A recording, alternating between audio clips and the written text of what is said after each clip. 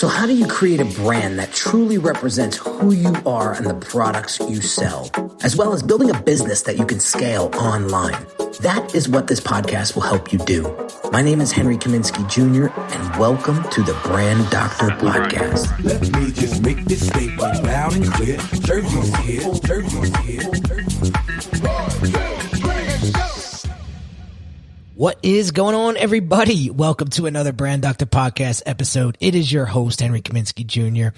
from UniqueDesigns.net. And today's guest, my friends, has two amazing books out there that I have been diving into multiple times over the past couple of months that I had to have him on the show. Phenomenal insights, just tremendous value, straight to the point, no BS, no fluff.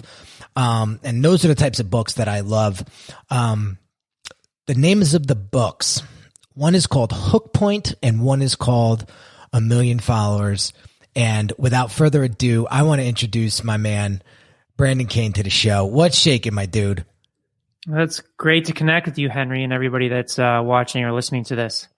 Man, I am pumped to have you on because I got to tell you, the title of the book, you know, A Million Followers is very enticing and it's very catchy. And then the other book, Hook Point, talks all about hooks and how to capture your audience and how to create the right social media content that resonates and connects and stops people from scrolling. So before we get started, I just want to give my audience a quick backstory, and I'm going to allow you to do it. Quick little backstory of how you started, right? And how you got to become an author and then get into this space. Yeah, so I've been in this space for quite some time. It goes back to probably 2004. So I initially went to film school because I wanted to produce movies and learn the business side of film, and quickly realized they don't teach you much about business in film school. So I figured the best way to really learn about business is to start your own. So while I was going to college, I created a few internet companies really just to learn and experiment. And then when I moved to LA back in 2005, it was when the entertainment industry started to reawaken to digital after the dot-com bust. And as you know, I point out in the Hook Point book, is I'm always looking for unique ways to stand out in ultra competitive markets. And the film industry is definitely one of those, especially as you're starting out making coffee and copies and deliveries. You had to find a way to stand out. And I just saw that saying I wanted to be a film producer wasn't cutting it. So I had to take a step back and really analyze and listen to what the biggest pain point was of the studio executives, the directors, the producers. And that pain point was that they invest tens of millions, in some cases, hundreds of millions of dollars into these pieces of content in the form of movies or television shows. And they needed a way to generate awareness to the level of reaching hundreds of millions of people around the world in a very short period of time to have any chance of breaking even, let alone generating a profit. So that's where I used a hook point, in that I had formed these internet companies while I was going to college, and I had a strong understanding of how digital and social as it was coming on the scene works, and helped them started developing strategies to really tap into that potential. I love it. In your book, A Million Followers, you talk about having the mindset of having 1 million followers. And I want you, that really hit me today because, you know, as I continue to evolve my business, you know, there's times where I just want to throw in the towel and be like, I'm done. I suck at this. What am I doing? I hear you. I'm the same way, man. I think that's a true sign of success, though. Is because if you're not feeling that, then you're probably an egomaniac or a narcissist. And that's the real testament, at least from my perspective, of a true entrepreneur, the people that face that feeling, face that inner voice and keep going. Because I'm the same way. I doubt myself every day, and just some days you just want to give up. But that's the true testament of the people that are successful versus not. I agree. And it creates that tremendous amount of grit in it. And I always think when I get into those funks, I'm always like, long term, man, long term. And you talk about that, you know, you got to look at the long game. It's not something that's going to come. And listen, if it was easy for everybody to do, right? Everybody would be doing it. So it's a matter of just trial and error, getting kicked in the face, get back up, get kicked in the face, get backed up. But, I'd be honest with you, reading that passage, that chapter today really helped, rewired me. Cause last night I was falling asleep and, I seen you on Clubhouse the other day and, everybody's talking about $1 million this and $1 million that and 15-figure company this and, and it's like, I have no choice but to start comparing to myself, I'm like, I thought I was doing good. And now I'm compared to this, I feel like I know nothing. Right. So, I want to just share with the audience, stop comparing your chapter 1 to somebody else's chapter 15. But like Brandan and I we both go through it and I would say we're deep into the entrepreneur game at this point. We're not spring chickens anymore. So the fact that we're still here says a lot, So right after this quick message, Brandan, I want to get into some of the nuts and bolts of how you created such a strong following, such an engaged following, and some of the common mistakes that a lot of content creators are making that are inhibiting their growth. So we'll get into that right after this quick message. If you're a business owner who feels your branding isn't truly representing the value that you deliver, check out this free video training that will help you level up your brand's messaging and online presence so that you can start attracting higher quality clients. Visit www.uniquedesigns with a Z at the end, not an S, .net/level up my branding.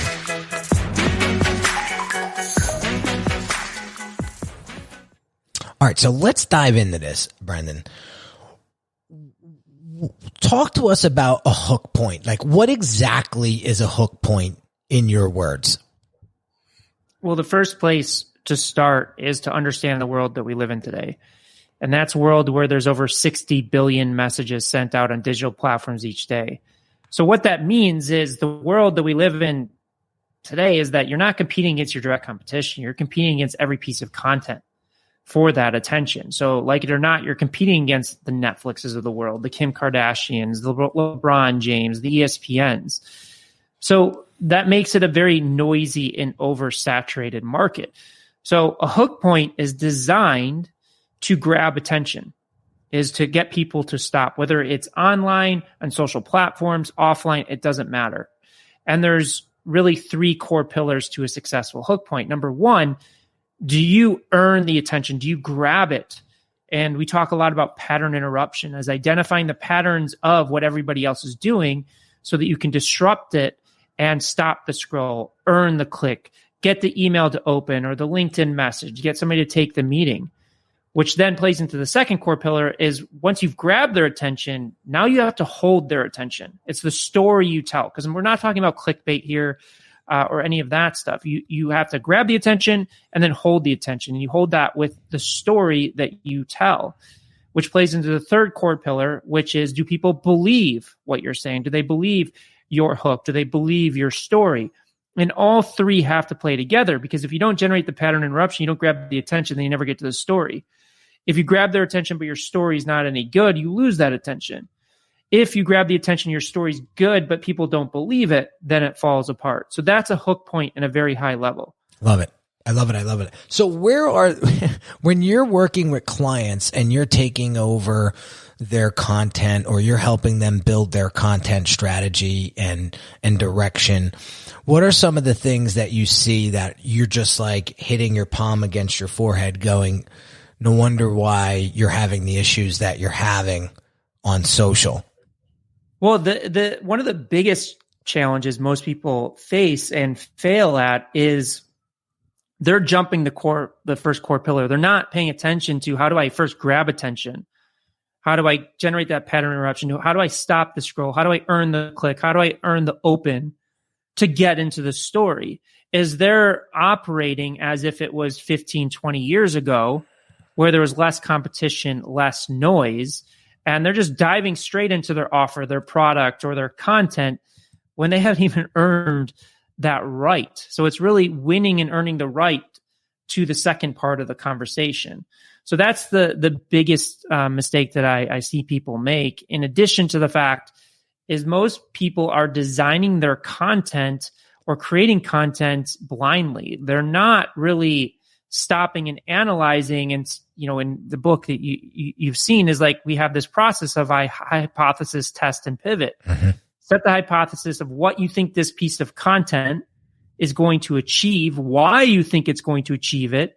You test it and see if your hypothesis holds true, and you learn from it. And you take those learnings, you create a new hypothesis, you test, you pivot, and you do that over and over again. So I would say those are the two biggest mistakes that I see people making. And as I'm sure you heard, there's a lot of noise out there about frequency and posting as much content as possible. And I'm not saying you can't be successful with that strategy. You can. You look at Gary Vaynerchuk, for example, he's ultra successful, but his team is learning and he has a big team behind him that does it. For those people that just post 4 or 5 times a day, just to post for 4 or 5 times a day, and they don't learn, they don't improve, that's going to fall flat every time. And you could just keep training the algorithms over and over again that you're not a good content producer and you can't hold attention, and thus your content is going to get suppressed and you're never going to reach the masses with it. So here's my question.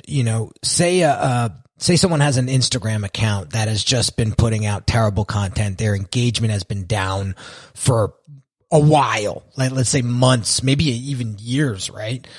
Do they have to just shut that account down because they were putting out such bad content, or that Instagram just basically sandbagged them and start from scratch? Or is there a way to actually revive an account from poor engagement and poor content? Yeah, there's definitely a way to revive it. Okay. You don't have to start from scratch, but it takes work to do that. And listen, you may have a great piece of content that on a account that has credibility and has trust in the algorithm that generates 10 million views, and maybe on your account it only generates 100,000. But as you keep building that trust, you're going to get more reach. This is where you see like content creators like a Jay Shetty or a Prince EA or a Goalcast or even Gary on Instagram. They have built up so much trust in the algorithms that they get that reach automatically with their content. It's like, even if you took like Prince EA, who wrote the foreword for the first book, his most viral video, and you uploaded it to an account that doesn't have that trust, it's not going to perform as well as pushing it through his. Mm-hmm. But, a quick answer to your question is yes, you can revive it. It does take, time and work, but it is possible. Got it. Beautiful. Okay. So my next question is this. Well, actually, I want to highlight one of the things that you talk about in Hook Point, which I've been testing it on my Instagram account and it works like a charm. It's something called Subverting Expectations. Subverting Expectations. I want you to dive into this because when I put this into practice, I saw immediate results. But I could see how it could get very contrarian very quickly if you don't execute this correctly. So guys, I'm telling you right now, what Brandan is about to say, I would highly advise that you take out some notes and jot this down, because this is some powerful stuff that I saw immediate results from. Yeah. So going back to what we were talking about is the first core pillar of pattern interruption. You identify what the pattern is of the content that's being produced, and then you flip it on its head, or you disrupt that pattern. So for example, and I believe this example is in the book, is let's just say that we're launching a meditation app or a meditation retreat. Meditation's been around for thousands of years. You type meditation into Google, you're going to get billions of results. So most people, or the pattern, is going to say things like meditation is the key to stillness, or it's the key to contentment, or relieving anxiety or stress. So that's the pattern. So if we start our video with our meme card, or we start a headline with something along those lines, as people are scrolling up in their feed, they already know what the content is going to say. Even if you have a completely different perspective, again, people are making assessments of whether they're going to stop the scroll and pay attention in that first 1 to 3 seconds, maybe even quicker than that. So subverting expectations is one tool that we use to do this. Now, we're not saying to use it all the time. We use it sparingly, but it is a great example of a hook point. So how would we subvert expectations of something that there's billions of results on Google, been talked about thousands of years? So it may look something like having the meme card, which is like the Brandan headline at the top of the video saying, meditation is a scam. Now, again, we're not doing clickbait here, so that headline has to match the story. So the story, after we've got people to stop with that, may say something along the lines of, hey, have you ever felt like meditation just doesn't work for you? Like almost like it's a scam? Well, if that's you, I really feel your pain. Because when I first started meditating, I would listen to people telling me I had to sit down and clear my head. But every time I sat down, my mind would race and I couldn't calm myself down. So I just felt like it just didn't work. It just wasn't the right thing for me. Almost like, I don't know what these other people are talking about because meditation is probably a scam.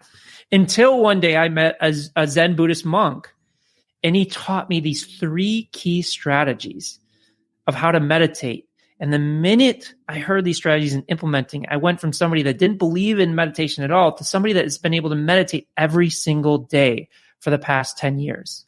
So let's dive in and break down these 3 key strategies so that you can start meditating, even if you've been doing it for a longer period of time, at a deeper level. It's powerful stuff. But you notice there's a key part there. If you get that wrong, the whole thing goes to hell in a handbasket. And that's where it's being authentic, it being the third core pillar of trust and believability is like, you're not tricking people. You're grabbing people's attention to share something powerful, share something of value to them.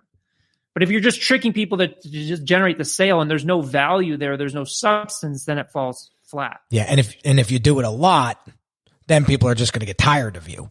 So, well, that's the whole point of hook points is like, in breaking it down in the book is like, we create a framework so that you're constantly evolving, you're constantly challenging, because if you don't, even if you reach the highest levels, ultimately you'll fall flat. Like one of the examples is Tom's shoes.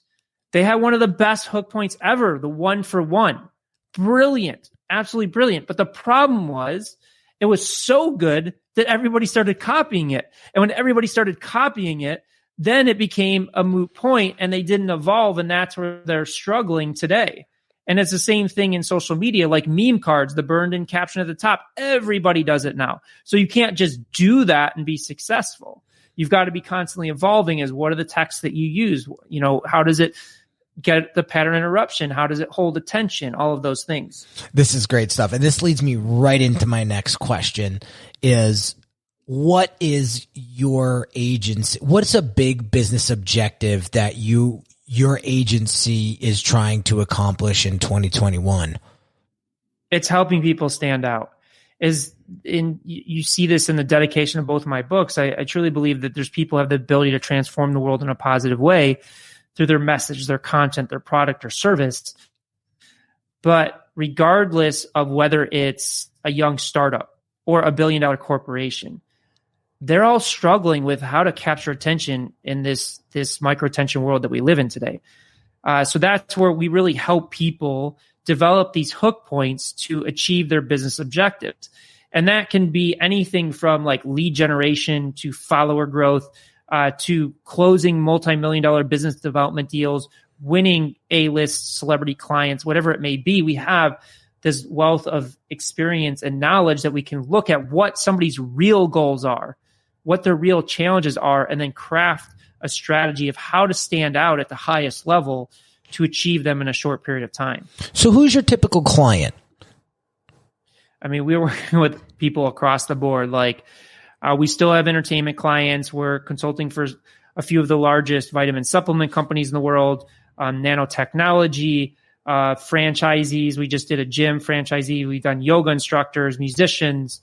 It doesn't really matter. We're consulting for one of the largest or the largest residential real estate company in the world. It's across the board. Like we actually love going into industries that we don't have a background and experience because it actually services the client at a higher level because it takes somebody like us to understand the consumer's perspective, somebody that may know nothing about the company, to make it stand out and go viral at the highest levels or grab attention at the highest levels. That's a great point, Brendan. There's a lot of people that will hire somebody because they're the expert in this niche, right? And I say to them, okay, go hire them because they're doing everything. They're using the same strategies, the same tactics for all of their clients. So there's no outside perspective. There's no fresh eye on this. And that's why I love going into new markets too, because it's like, wouldn't you want somebody to come in with a clean eye, somebody who's outside of the industry to give you that a real point of differentiation and give you the real deal? And so it's a great way. I love that approach. Are you still working with Brad Lee? Yeah, we're doing some work with him. Yeah, I reached out to him because I watched that episode with you and him, and then I messaged him. I said, "Did you hire him?" Yeah, he did. Yeah, and I said, "Yeah." And I can't really reveal what we did for him, but It was a big mindset transformation for his business. Well, let me tell you something, Brendan. I don't know if he's implementing it or not, but I believe that he is, because I see a different perspective of him, and I see him coming at us on Instagram in a very different, from a different angle. And I love it. I think it's whatever you tweaked, I think is working, because I'm seeing a different side of Brad, and I love it. I'm definitely resonating with it. And and a lot of the work that we do is people come to us to develop hook points, and we do that, we deliver that. But what we're also doing is retraining the way that they think about themselves, their customers, and their competitors. Because oftentimes there needs to be a mindset shift and the way that they represent themselves to the world. And sometimes, like, we had a client where it was changing one word they were using. Really? And that one word transformed their business. Sometimes it's very subtle things. Like, we have a wealth of experience in psychology and human behavior, both from a conscious and a subconscious perspective.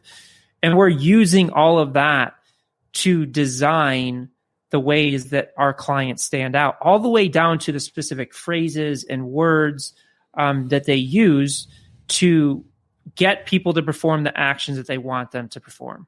That's fantastic. That's what you've piqued my curiosity. I definitely want to have a conversation with you offline to see if there's some things that you could do for us. I mean, as far as who we want to serve, we have that dialed in, but I would love to get your perspective on how we could serve them at a higher level and really create that engaging content and create that message that's going to resonate with them even deeper. I think that's one of my core objectives for 2021, is to build deeper connections and relationships with my audience.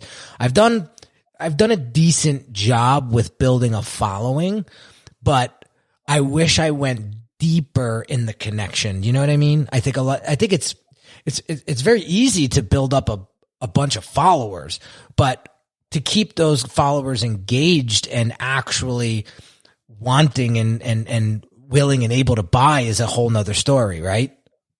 Absolutely. I mean, we worked with these influencers that had 25 million followers, and they were launching a new line into a new product into retail. And they were smart enough to understand that just because you have a huge audience doesn't mean that A, they're in the mindset to buy, and B, that you can use the same method of communication and same content tactics to get them to buy.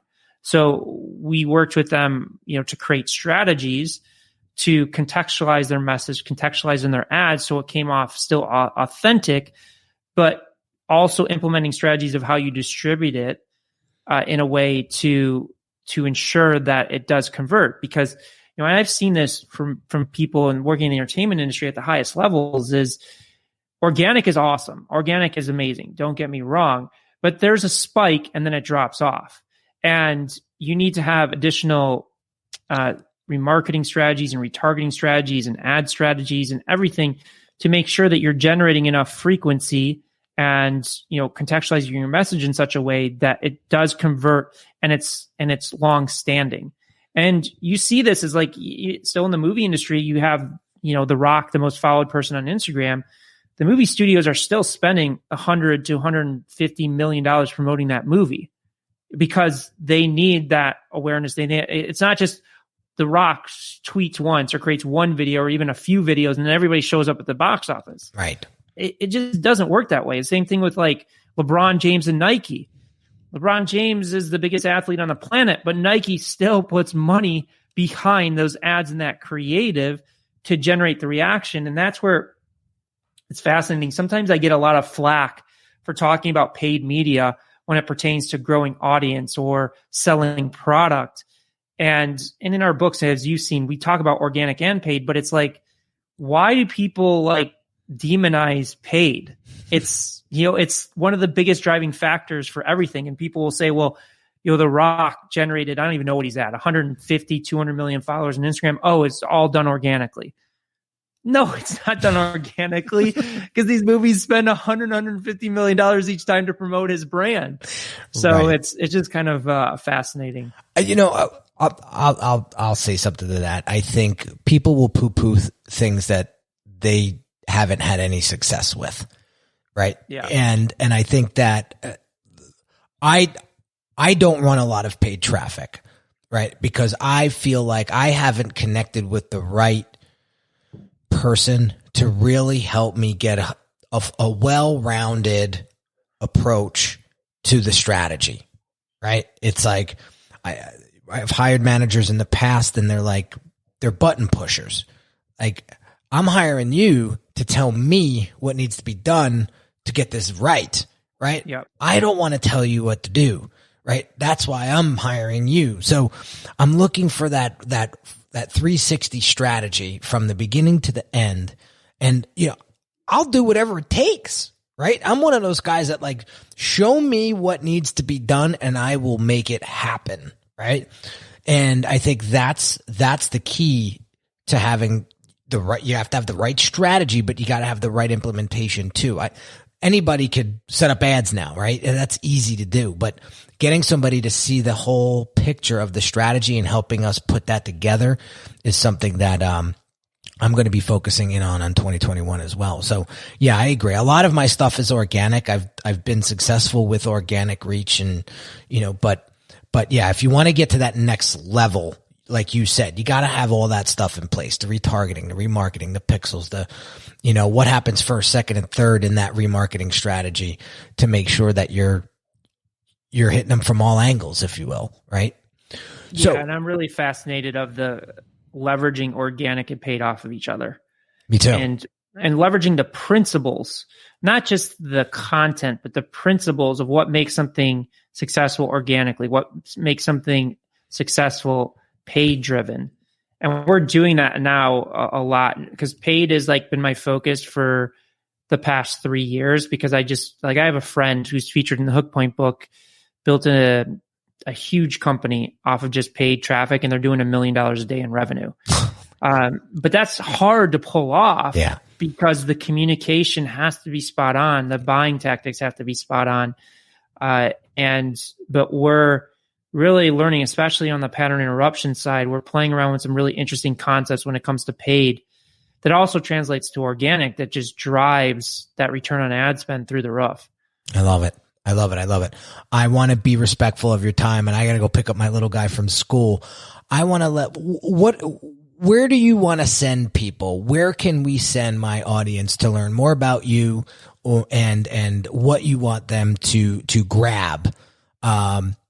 I really appreciate you coming on. I know you're a busy dude. So, I know this was like, interview 311 of 2021 and it's January 15th.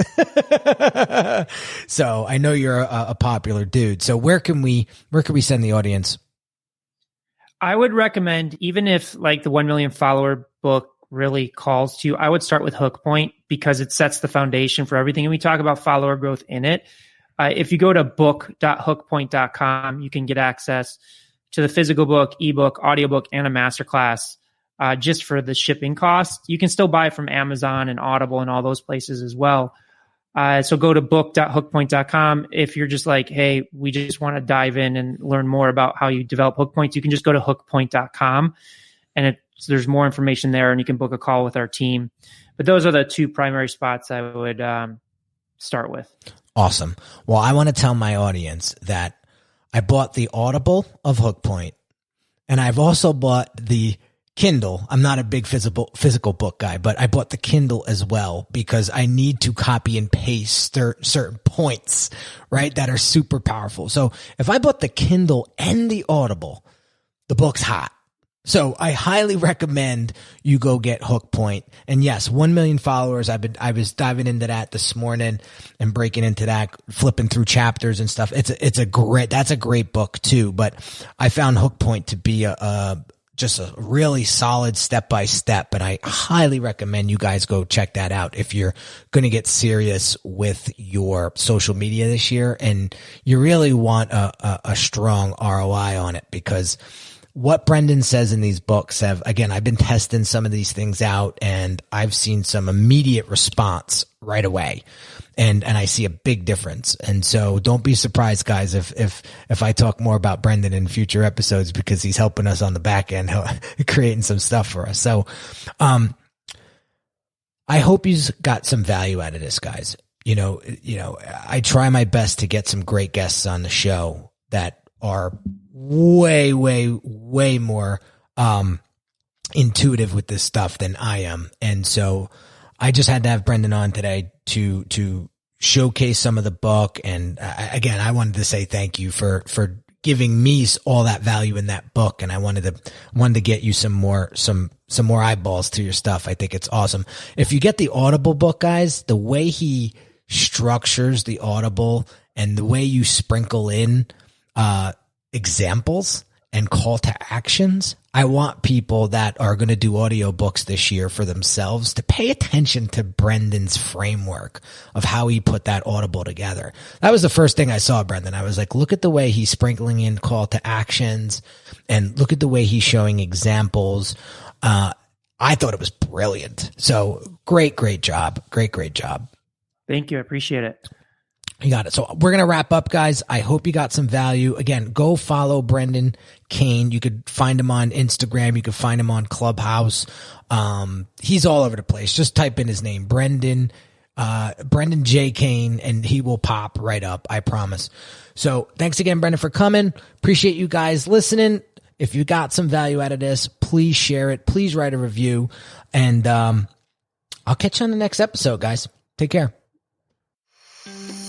Hey everyone, this is Henry Kaminsky Jr. again, and really quick, I want to invite you to a one-on-one consult with me right now if you're looking for the clarity and focus you need to build your brand. Over the past 13 years, I've served hundreds of entrepreneurs that have great products but struggled tremendously with articulating its value to their ideal customers. You didn't get into business to just change a few lives, did you? Your ideal clients need you.